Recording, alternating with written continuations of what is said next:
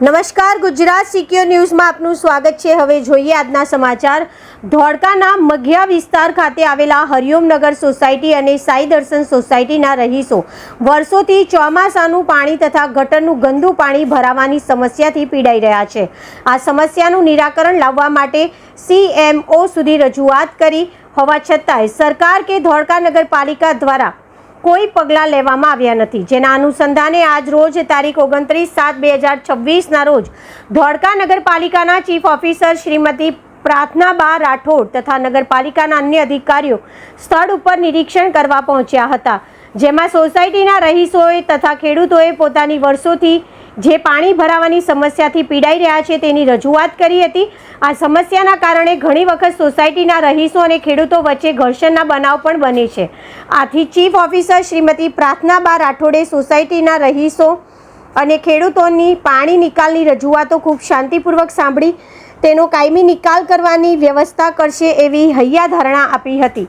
Reporter Indrasinh Sisodiya, Gujarat secure news, Dholka.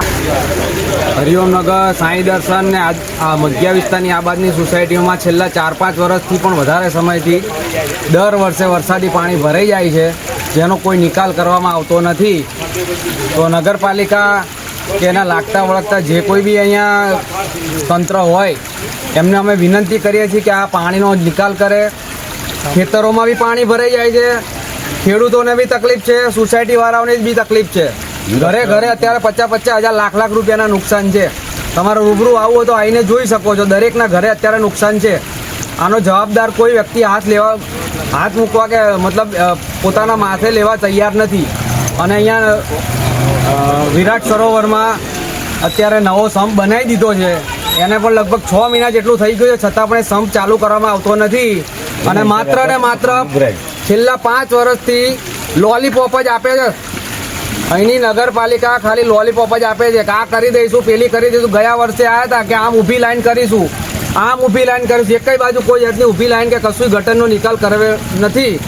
તો એમને વિનંતી કરીએ છીએ કે અમારે ગાંધી ચીંધ્યા માગે પછી ઉગ્ર આંદોલન કરવું પડે। અત્યારે તમે આ બાજુ જોઈ શકો છો કે ખેતરના ખેડૂતો પણ પોતે આવી ગયા છે, એમની પણ લાખો રૂપિયાની ડાંગરો પાણીમાં જતી રહી છે। સોસાયટીના રહીશો અને ખેડૂતોને અંદર ઘર્ષણ થાય છે, જે વર્ષોથી એકબીજા સાથે રહે છે, અહીંથી નીકળે છે, આવે છે, જાય છે, બધાને એકબીજા સાથે સંબંધ છે, છતાં પણ એકબીજાનું સાથે ઘર્ષણ થાય એવી પરિસ્થિતિ ઊભી થઈ છે। તો આનું જલ્દીમાં જલ્દી નિરાકરણ આવે એવી અમારી અપેક્ષા છે। મારું નામ કલ્પેશભાઈ કે પટેલ છે। મારી જમીનમાં વિરાટ સરોવરનું ટોટલ પાણી મારી ખેતરમાં આવે છે। એ પાણીનો નિકાલ સોસાયટી બાજુ થતો હતો, પણ સોસાયટીના ઘર્ષણના હિસાબે ચીફ ઓફિસરને બધા આવી સોસાયટી હરિઓમનગર સોસાયટીમાં પણ ઘર્ષણના હિસાબે એ લોકો આવીને પાછા જતા રહ્યા છે, પણ આ પાણી નિકાલનો કોઈ પ્રશ્ન છે હલ કરતા નથી। આ બધા તમે ખેડૂતો જ છો ને? બધાને તકલીફ છે? બધા જ। તો આનું તમને શું નિરાકરણ કંઈ આપ્યું? કશું આપ્યું નથી।